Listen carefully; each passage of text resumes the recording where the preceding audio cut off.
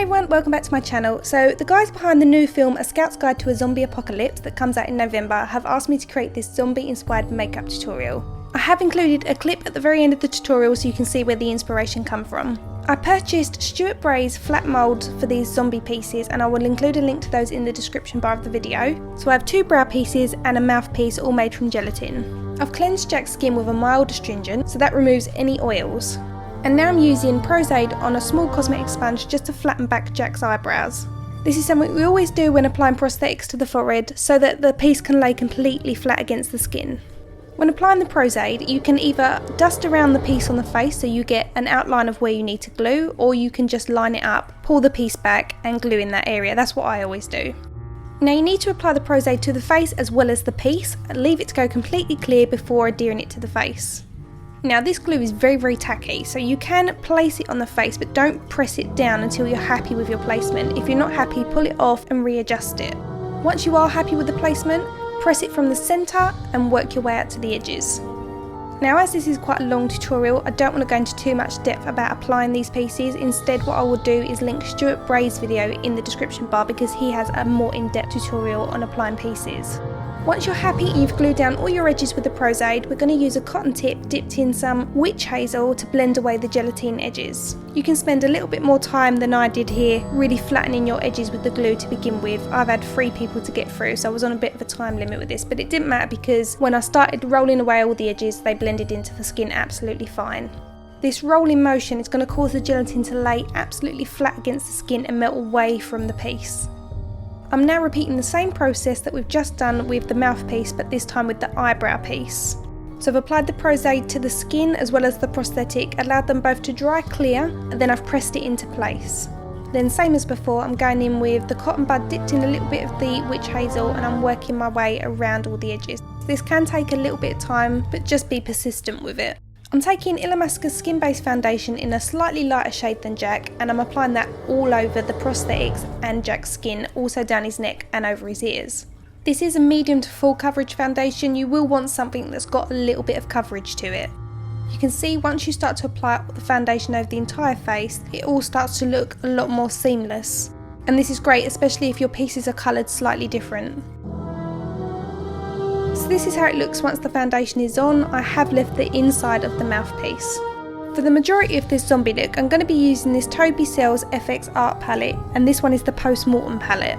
To start off with, I'm using Primer Greg and Afterlife, which is a grey and a brown shade mixed together, and I'm going to use this to darken the sockets of the eyes, all the sunken areas around the prosthetics. Now this is an alcohol activated paint. The reason I like to use these is because they're waterproof, but also because you can get just a wash of colour.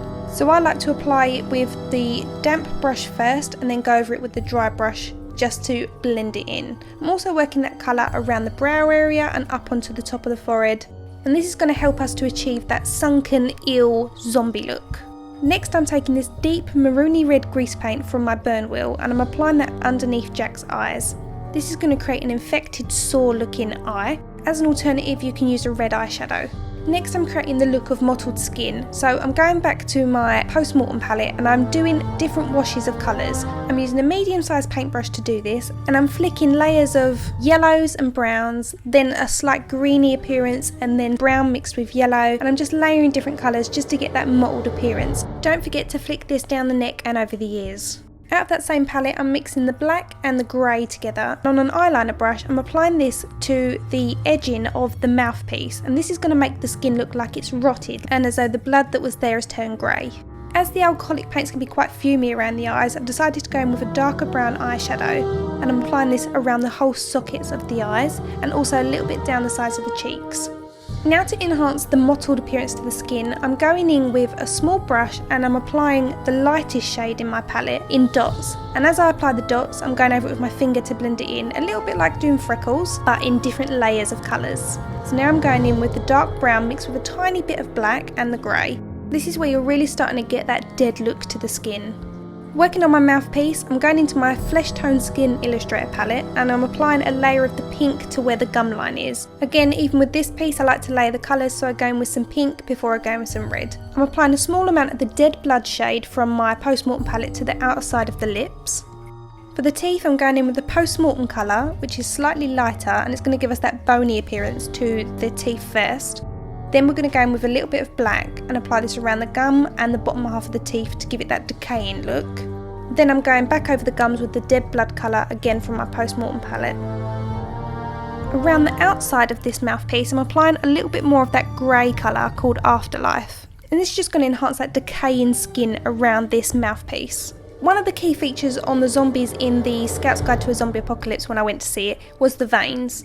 So I decided to use my post-mortem palette and mix some of the aged vein and envy together to create different coloured veins. So I'm using a fine liner brush just to do some wiggles onto the skin, and then again patting them out with my finger so they look like they're underneath the skin. But you want them to be very prominent, so don't be shy in applying these up the neck, on the face, around the nose. You also want to repeat all this to your hands and the back of your neck if you're going out. I'm adding a small amount of wound filler just to the inside of this mouthpiece, and then I'm using my finger to pat it around the mouthpiece so it looks like it's just dried on blood. If you want your zombie to look like he's been out eating people, then you can go to town with the blood around the mouth. So to finish off the face, I'm just darkening the eyes and just making them a little bit more red. And then to complete the entire look, I'm using some glycerine rubbed into Jack's hair. Now, zombies always tend to have that greasy looking hair, and I don't imagine they sweat because they are dead, but if they do, then this is why their hair's really disgusting, it's not been washed, and this is going to give us that look. And what's also great about this product is it will stay like this the entire night. So this is my A Scout's Guide to a Zombie Apocalypse inspired zombie, and to see where the inspiration come from, here's the movie. What the hell happened to you? Alright, Scouts, let's kick some zombie.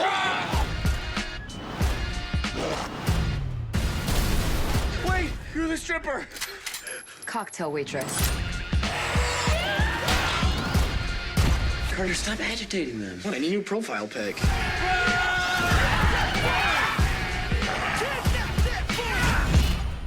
It's gonna be a long night. Scout's Guide to the Zombie Apocalypse. Thanks for watching the tutorial. I hope you liked it. Don't forget to click subscribe and share it with your friends. If you've missed any of the previous tutorials, you can click here now. You can follow Shonagh on Instagram, Twitter and Facebook, and links to that are in the description below. Thanks for watching. See you next time.